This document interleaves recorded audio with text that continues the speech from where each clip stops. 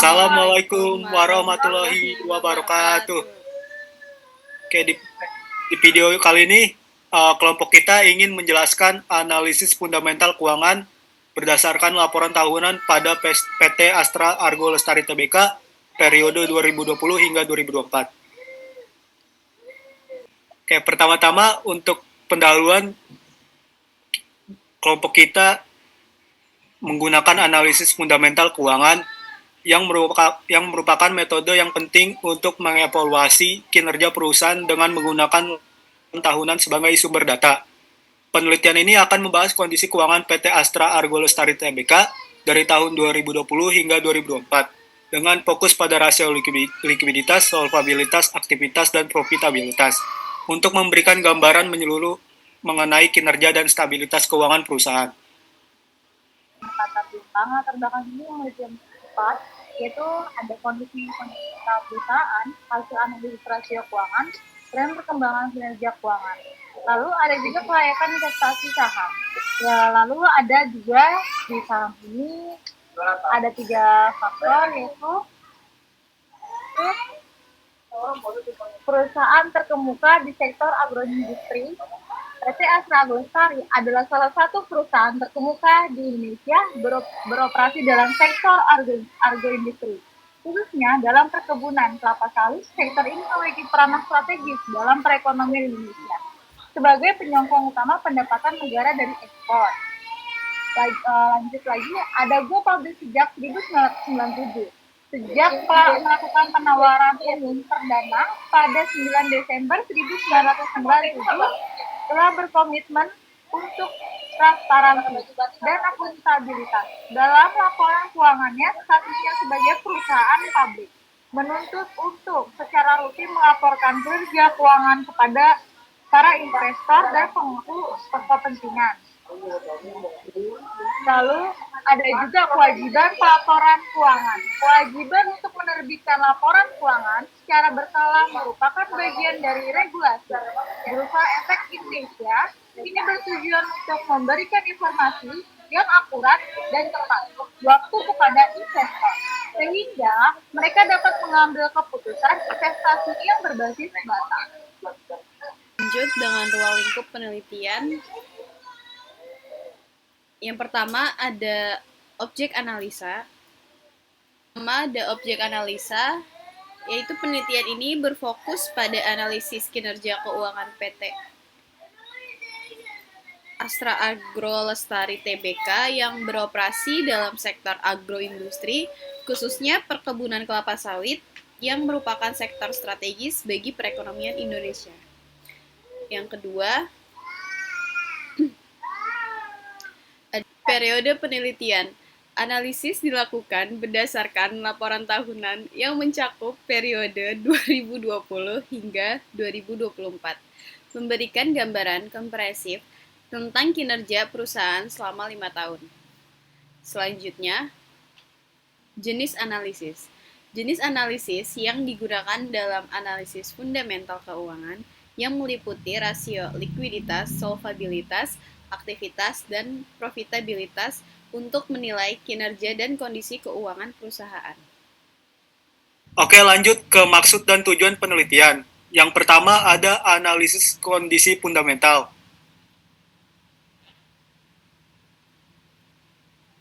Di sini penelitian ini bertujuan untuk memberikan gambaran menyeluruh tentang kondisi fundamental PT Astra Argo Lestari Tbk selama periode 2020 hingga 2024, termasuk kekuatan dan kelemahan yang ada. Lanjut, yang kedua ada menilai kinerja keuangan. Tujuan ini untuk menganalisis rasio. Penelitian ini mengevaluasi likuiditas, solvabilitas, aktivitas, dan profitabilitas PT Astra Argo Lestari Tbk yang merupakan indikator utama dalam menilai kesehatan keuangan perusahaan. Lanjut, yang terakhir ada mengidentifikasi tren perkembangan.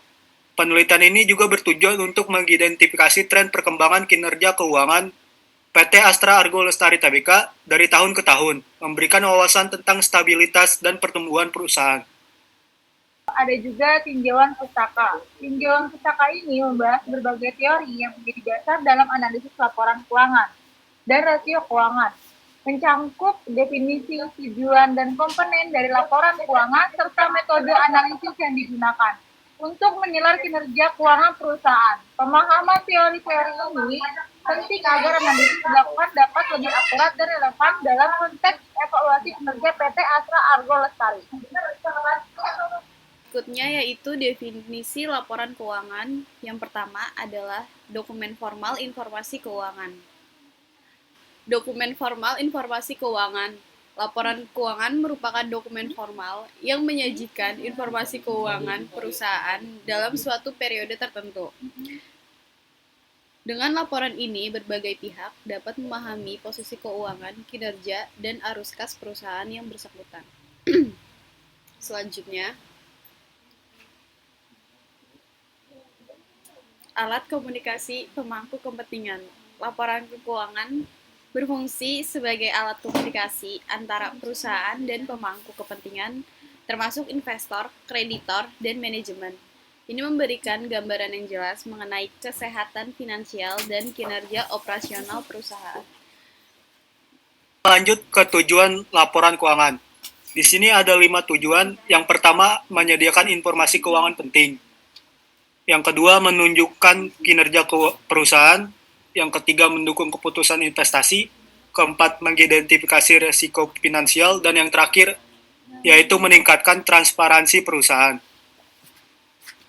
Dengan komponen laporan keuangan. Komponen ini ada laporan laba rugi yang pertama, neraca yang kedua, yang ketiga adalah laporan perubahan ekuitas, dan yang keempat adalah laporan arus kas.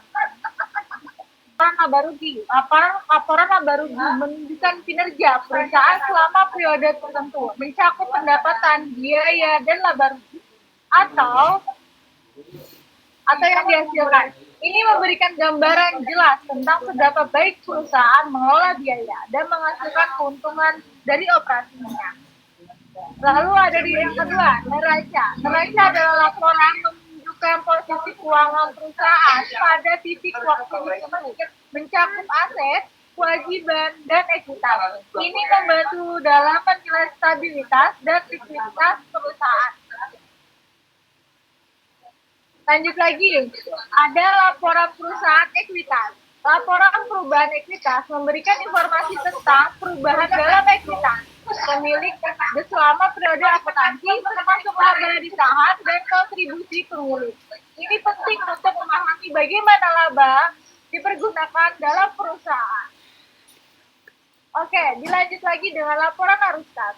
Laporan arus kas menunjukkan aliran masuk dan keluar dalam perusahaan selama periode tertentu. Ini mencakup aktivitas operasi, investasi, dan pendanaan, sehingga membantu dalam menganalisis likuiditas dan kemampuan perusahaan untuk memenuhi kewajiban jangka pendek. Analisis rasio keuangan. Analisis rasio keuangan adalah metode yang esensial untuk mengevaluasi kinerja dan kesehatan finansial perusahaan. Dengan membandingkan berbagai pos dalam laporan keuangan, analisis ini memberikan wawasan dalam mengenai likuiditas, solvabilitas, aktivitas, dan profitabilitas perusahaan, serta membantu dalam pengambilan keputusan investasi lebih lanjut. Jenis-jenis rasio keuangan. Yang pertama ada rasio likuiditas. Ini rasio likuiditas digunakan untuk mengukur kemampuan perusahaan dalam memenuhi kewajiban jangka pendek. Rasio ini menunjukkan seberapa besar aset lancar yang dimiliki perusahaan dapat digunakan untuk membayar utang lancar. Contoh rasio likuiditas termasuk current ratio, quick ratio, dan cash ratio. Oke, next. Ke rasio solvabilitas. Digunakan untuk menilai seberapa besar perusahaan dibiayai oleh utang dibandingkan dengan modal sendiri. Rasio ini mencerminkan kemampuan perusahaan untuk memenuhi kewajiban jangka panjang. Contoh rasio solvabilitas termasuk debt to asset ratio dan debt to equity ratio. Next. Yang ketiga ada rasio profitabilitas. Untuk mengukur kemampuan perusahaan dalam menghasilkan laba dari aktivitas operasionalnya. Rasio ini menunjukkan efisiensi dalam mengelola sumber daya perusahaan untuk mencapai keuntungan.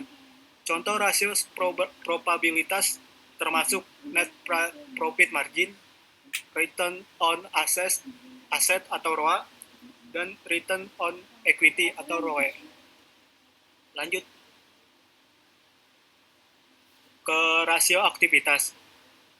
Rasio aktivitas digunakan untuk mengevaluasi efisiensi perusahaan dalam menggunakan aset yang dimiliki untuk menghasilkan pendapatan. Rasio ini memberikan gambaran tentang seberapa baik perusahaan mengolah sumber daya untuk mencapai hasil yang diinginkan. Contoh rasio aktivitas termasuk inventory turnover ratio, akun receivable turnover ratio, dan aset turnover ratio. Next. Oke, kita lanjut dengan metode penelitian. Metode penelitian ini menggunakan pendekatan deskriptif. Oke, kita lanjut dengan metode penelitian. Metode penelitian ini menggunakan pendekatan deskriptif, kuantitatif untuk menganalisis kondisi keuangan PT Astra Agro Lestari. Data yang digunakan merupakan data sumber yang diperoleh dari laporan tahunan dan diterbitkan oleh Bursa Efek Indonesia selama periode 2020 hingga 2024. Analisis dilakukan dengan menggunakan metode analisis rasio keuangan untuk mengevaluasi likuiditas, solvabilitas, aktivitas, dan profitabilitas perusahaan. Jenis penelitian. Penelitian ini menggunakan metode deskriptif kuantitatif bertujuan untuk menganalisis dan menggambarkan kinerja fundamental PT Astra Agro Lestari Tbk selama periode 2020 sampai dengan 2024. Dengan pendekatan ini, data yang dikumpulkan dari laporan keuangan akan diolah untuk memberikan gambaran yang jelas mengenai kondisi keuangan perusahaan serta hubungan antara berbagai rasio keuangan yang dianalisis. Kita lanjut ke sumber data penelitian. Ada dua, yang pertama yaitu laporan tahunan pada PT Astra Argo Lestari Tbk. Nah, di sini laporan tahunan yang diterbitkan oleh PT Astra Argo Lestari Tbk menyediakan informasi keuangan yang mendetail dan diperlukan untuk analisis rasio, mencakup laporan neraca, laba rugi, dan arus kas. Yang kedua,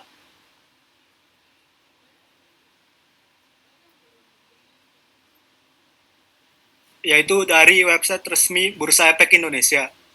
Website resmi Bursa Efek Indonesia atau BI menyediakan akses ke informasi publik mengenai saham dan laporan keuangan perusahaan-perusahaan yang terdaftar, termasuk PT Astra Argo Lestari Tbk. Metode pengumpulan data, yaitu ada 3, dokumentasi. Metode penelitian ini menggunakan studi dokumentasi sebagai teknik utama pengumpulan data. Melalui studi dokumentasi, penelitian mengalir berbagai sumber informasi yang telah dipublikasikan, termasuk laporan tahunan dan dokumentasi resmi perusahaan. Oke, yang kedua, mengunduh laporan tahunan. Laporan tahunan PT Astra Agro Lestari Tbk periode 2020 hingga 2024 diunduh dari website resmi Bursa Efek Indonesia. Dan situs resmi perusahaan, laporan ini mencakup informasi penting mengenai kinerja keuangan dan operasional perusahaan. Ketiga, mengumpulkan data pendukung dari literatur. Data pendukung relevan yang diperoleh dari literatur seperti buku, jurnal, dan penelitian terdahulu. Sumber-sumber ini memberikan landasan teori yang kuat untuk mendukung analisis yang dilakukan dalam penelitian ini. Oke, selanjutnya ada teknik analisis data. Yang pertama, analisis deskriptif kuantitatif. Merupakan metode yang digunakan untuk memberikan gambaran yang sistematis dan akurat mengenai kondisi keuangan perusahaan melalui data yang dapat diukur secara numerik. Metode ini membantu dalam penyajian informasi keuangan dengan cara yang mudah dipahami dan dapat digunakan untuk pengambilan keputusan. Dan yang kedua, data dan perbandingan data keuangan. Pengolahan dan perbandingan data keuangan dilakukan dengan cara mengumpulkan laporan keuangan dari periode yang diteliti, kemudian menghitung sorry. Berbagai rasio keuangan seperti likuiditas, solvabilitas, aktivitas, dan profitabilitas. Hasil dari pengolahan data ini dapat digunakan untuk mengevaluasi kinerja keuangan perusahaan dan menentukan tren serta pola yang ada. Lanjut ke hasil penelitian dan pembahasan. Hasil penelitian ini menunjukkan analisis kinerja keuangan PT Astra Argo Lestari Tbk selama periode 2020 hingga 2024 dengan menggunakan metode analisis rasio keuangan. Analisis menunjukkan bahwa kinerja keuangan perusahaan tergolong stabil, walaupun terdapat fluktuasi yang dipengaruhi oleh perubahan harga komoditas kelapa sawit dan kondisi ekonomi global. Rasio likuiditas, solvabilitas, aktivitas, dan profitabilitas memberikan gambaran yang jelas tentang kemampuan perusahaan dalam memenuhi kewajiban mengelola utang, memanfaatkan aset, dan menghasilkan laba. Dengan gambaran umum lokasi penelitian. Penelitian ini dilakukan dengan mengakses data sekunder yang bersumber dari publikasi resmi. Data yang digunakan diambil dari laporan keuangan PT Astra Argo Lestari Tbk yang dipublikasikan melalui Bursa Efek Indonesia dan website resmi perusahaan, sehingga tidak memerlukan pengumpulan data laporan secara berlangsung. Rasio likuiditas. Likuiditas ini ada 4. Oke, kita jelaskan. Yang pertama, rasio likuiditas pengertian. Rasio likuiditas mengukur kemampuan perusahaan dalam memenuhi kewajiban jangka pendeknya. Rasio ini penting untuk mengetahui seberapa siap perusahaan membayar utang yang jatuh tempo. Surat rasio. Surat rasio menunjukkan seberapa besar aset lancar perusahaan dapat digunakan untuk membayar utang lancar pada periode 2020 sampai 2024. Surat rasio PT Astra Argo Lestari Tbk berfluktuasi antara 1,5 hingga 3,3 menunjukkan kemampuan yang baik dalam memenuhi kewajiban jangka pendek. Oke, quick ratio. Untuk yang lanjutannya, mengevaluasi kemampuan perusahaan dalam membayar utang jangka pendek tanpa bergantung pada persediaan. Fluktuasi quick ratio selama periode 2020 sampai 2024 menunjukkan konsistensi dan efisiensi dalam mengelola aset non-kas perusahaan. Lalu yang terakhir ada cash ratio. Cash ratio menunjukkan rasio kas dan setara kas terhadap kewajiban jangka pendek selama periode 2020-2024. Cash ratio PT Astra Argo Lestari Tbk menunjukkan tren positif, hampir mencapai angka ideal 1,0 yang mencerminkan kekuatan kas perusahaan. Rasio solvabilitas. Yang pertama, ada debt to asset ratio menurun. Rasio hutang terhadap aset atau debt to asset ratio menunjukkan proporsi total aset yang dibiayai oleh utang. Rasio ini membantu dalam menilai resiko keuangan perusahaan, di mana nilai yang lebih tinggi menunjukkan ketergantungan yang lebih besar pada utang untuk mendanai aset. PT Agro Lestari Tbk menunjukkan penurunan dari 31% di tahun 2020 menjadi 19% di tahun 2024, yaitu mencerminkan peningkatan penggunaan modal sendiri dalam struktur pendanaan.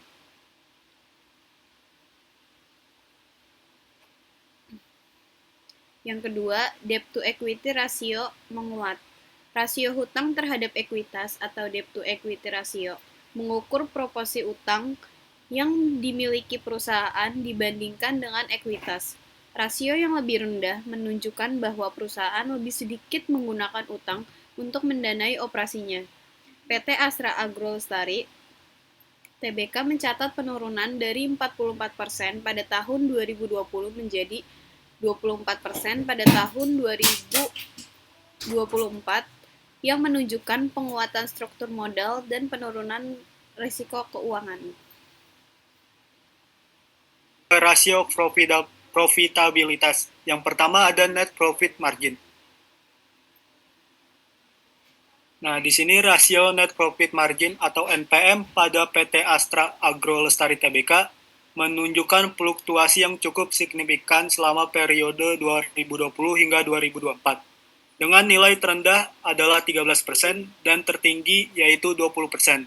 Hal ini mencerminkan efisiensi perusahaan dalam mengendalikan biaya operasional dan menghasilkan laba dari penjualannya.